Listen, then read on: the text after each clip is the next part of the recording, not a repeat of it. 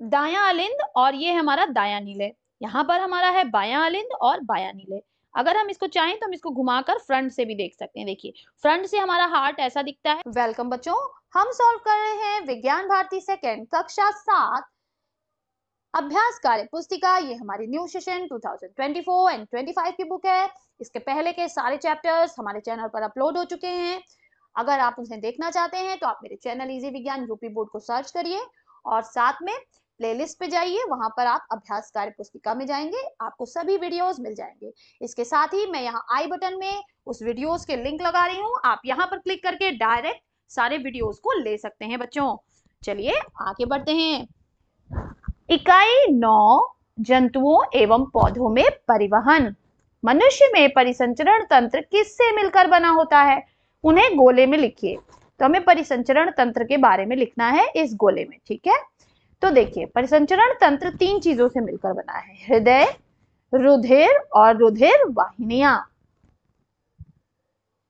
Next हमसे कह रहा है कि दिए गए चित्र में प्रदर्शित अंगों के नाम बॉक्स में लिखिए। ये है बच्चों हमारा दायां अलिंद और ये है बायां अलिंद।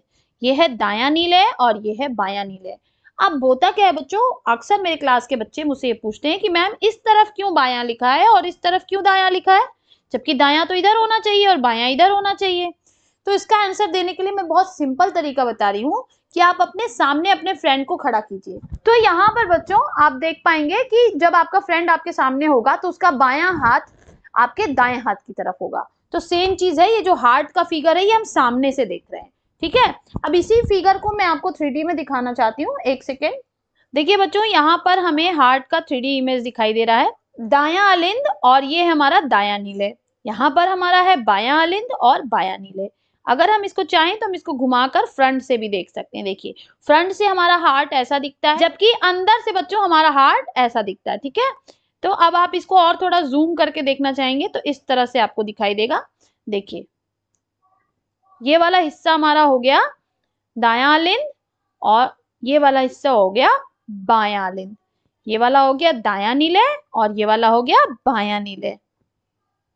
और यहाँ पर देखिए ये हमारा बाइकस्पिड वॉल्व और ट्राइकस्पिड वॉल्व। जब आप बड़े क्लासेस में जाएंगे तो इसके बारे में आपको डिटेल में दिखाई दे।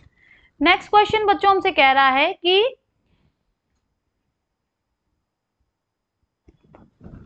परिसंचरण तंत्र की प्रक्रिया में प्रयुक्त अंगों को नीचे दिए गए खाली स्थान में भरिए। तो सबसे पहले यहाँ पर लिखा हुआ कार्बन डाइऑक्साइड युक्त रक्त और इधर लिखा है ऑक्सीजन युक्त रक्त।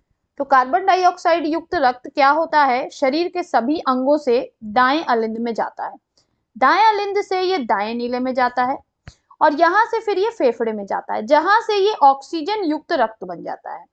वहां से फिर ये बाएं अलिंद में जाता है और फिर बाएं नीले में जाता है और फिर ये ऑक्सीजन युक्त रक्त शरीर के सभी अंगों तक पहुंचाया जाता है। नेक्स्ट क्वेश्चन करा है निम्नलिखित जोड़ों का सही मिलान करिए। धमनियां, तो धमनियां क्या होती हैं, गहरा लाल रंग, दीवारें मोटी और लचीली। कहां पर इसका चित्र बना हुआ है बच्चों, यहाँ पर इसका चित्र बना हुआ है। शिराएं, शिराएं क्या होती है, नीले रंग की दीवारें होती हैं, पतली तथा कम लचीली होती हैं। तो ये हो गई हमारी शिरा। उसके बाद एक केशिकाएं, यह अत्यंत महीन और शाखित और दीवारें बहुत पतली होती हैं। तो देखिए यहाँ पर जो है इस वाले पोर्शन में ये हमें केशिकाएं दिख रही हैं बच्चों, ठीक है। ये देखिए यहाँ पर रुधिर का चित्र बना हुआ है। अब हमसे कह रहा है रुधिर कणिकाएं, लाल रुधिर कणिकाएं, इनका जीवन काल 100 से 120 दिन होता है। ये गोल और तश्तरी नुमा होती हैं। इनमें अभ्यावतल होते हैं और केंद्रक विहीन होती है। अभ्यातल मतलब कि थोड़ी सी अंदर की ओर धसी हुई होती है बच्चों। हीमोग्लोबिन प्रोटीन के कारण इनका रंग लाल होता है। ऑक्सीजन और कार्बन डाइऑक्साइड गैसों का कोशिकाओं तक आदान प्रदान करने का कार्य ये करती हैं। श्वेत रुधिर कणिकाएं, अब ये 5 तरह की होती हैं। पहले 3 होती हैं कणिका युक्त और 2 होती हैं कणिका रहित, ठीक है। इनका जीवन काल होता है 1 से 4 दिन। रंगहीन होती है क्योंकि इनमें वर्णक अनुपस्थित होता है। इसमें केंद्रक युक्त होती है यानी केंद्रक पाया जाता है। इनका आकार अनियमित होता है और ये प्रतिरक्षा का कार्य करती हैं। फिर होते हैं प्लेटलेट्स या थ्रोम्बोसाइट्स। इनका जीवन काल 8 से 10 दिन का होता है। ये बहुत छोटी होती हैं, केंद्रक विहीन होती हैं, द्विउत्तलीय होती हैं, ठीक है, यानी दोनों तरफ से इस तरह से उभरी हुई होती हैं। उसके बाद से रुधिर का थक्का बनाने का कार्य इनका होता है बच्चों।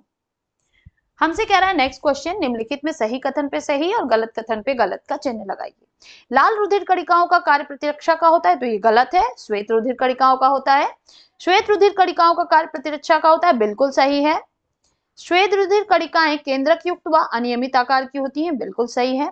प्लेटलेट्स का कार्य ऑक्सीजन व कार्बन डाइऑक्साइड गैसों का कोशिकाओं तक परिवहन करना होता है, ये गलत है बच्चों। ये कार्य जो है वो आरबीसी यानी लाल रक्त कणिकाओं का होता है। नेक्स्ट है रिक्त स्थानों की पूर्ति कीजिए। प्लेटलेट्स की संख्या विशेष जाति के मच्छर के काटने से कम होने लगती है, उससे उत्पन्न रोग कहलाता है, क्या कहलाता है बच्चों? डेंगू। मनुष्य के 1 घन मिलीमीटर रक्त में श्वेत रुधिर कणिका की संख्या 5000 से 9000 तक होती है। AB रुधिर वर्ग को